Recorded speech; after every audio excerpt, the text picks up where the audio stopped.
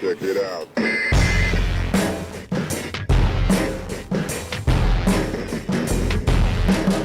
Notre cœur de métier au Citra, c'est le traitement de surface, donc les revêtements et le traitement de surface de manière générale.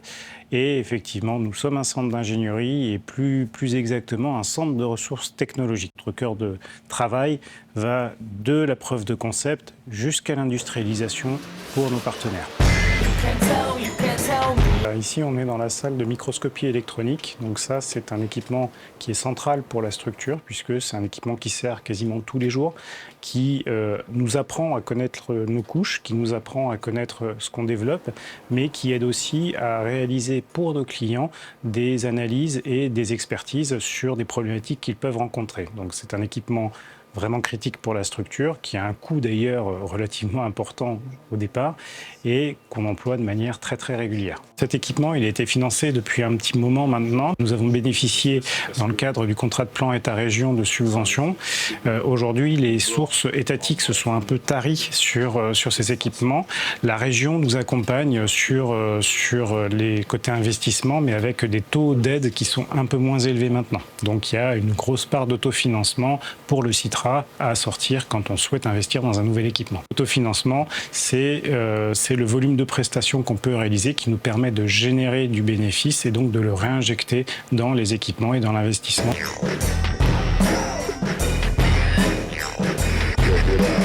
Aujourd'hui, le traitement de surface a deux problématiques majeures à traiter. D'une part, on a la problématique REACH, qui impose de remplacer certaines technologies de traitement de surface, notamment certains bains en voie humide. Mais on a aussi la problématique globale de l'actualité sur les questions d'énergie, d'économie d'énergie. Et là-dessus, le traitement de surface a vraiment son rôle à jouer, puisque d'un côté, l'amélioration des coefficients de frottement, de la capacité d'améliorer toute cette capacité à limiter l'usure, a un impact sur la durée de vie des pièces, sur la consommation d'énergie, mais en plus, ça a un impact sur le renouvellement des pièces dans la durée et donc leur non-remplacement.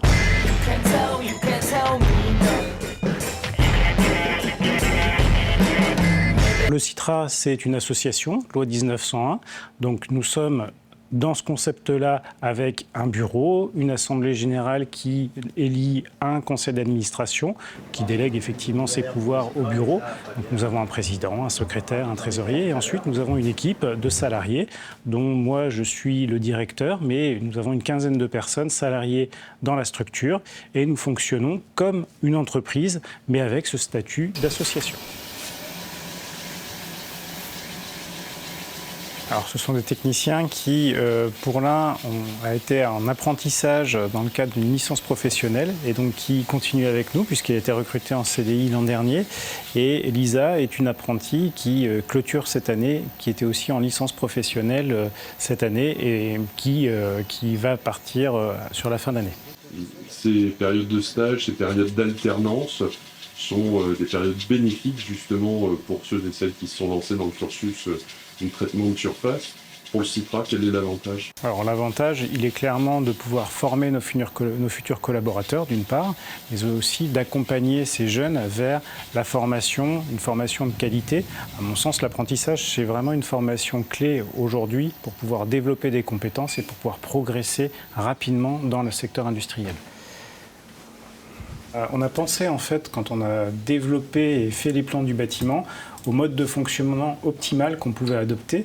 Et donc, nous sommes ici dans la salle de microscopie optique qui est en prise directe avec la salle de préparation, ce qui fait que quand on prépare et qu'on polit les échantillons, on peut visualiser directement sur le microscope la qualité du polissage, ce qui nous permet, là aussi, plus le polissage est bien fait, meilleure est l'analyse. Là, ce que je cherche à voir, il y a la pastille en cuivre qui est ici, tout le long, cette partie nous intéresse un peu moins.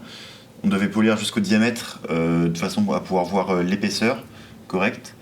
Et donc là, j'en arrive au stade où je dois essayer d'avoir le meilleur polissage possible, essayer de faire disparaître les porosités que j'aurais pu créer en polissant avec des gammes de polissage inférieures, jusqu'à avoir le meilleur état de polissage possible.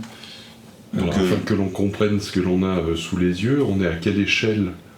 Alors, le le plot en lui-même, cette partie du plot fait 400 microns, 480 microns. Donc c'est des petites pièces qui sont relativement fines. Et votre dépôt? Et le dépôt en lui-même fait 300 microns. Déjà, dans un premier temps, sur les mois à venir, nous avons déplacé le pôle caractérisation, le pôle dépôt sous vide, et donc ils sont quasi opérationnels à ce jour. Et le futur proche, ça va être de déplacer toute l'activité projection thermique, donc une activité qui est importante aussi pour la structure en voie sèche, et donc qui va être intégrée au sein de ce nouveau bâtiment. Donc là, ça demande une mise en place et surtout des investissements supplémentaires pour permettre de travailler et donc de continuer à développer et respecter notre business model qui est de pouvoir avoir des équipements qui sont repérables et qui sont transférables directement à l'échelle industrielle.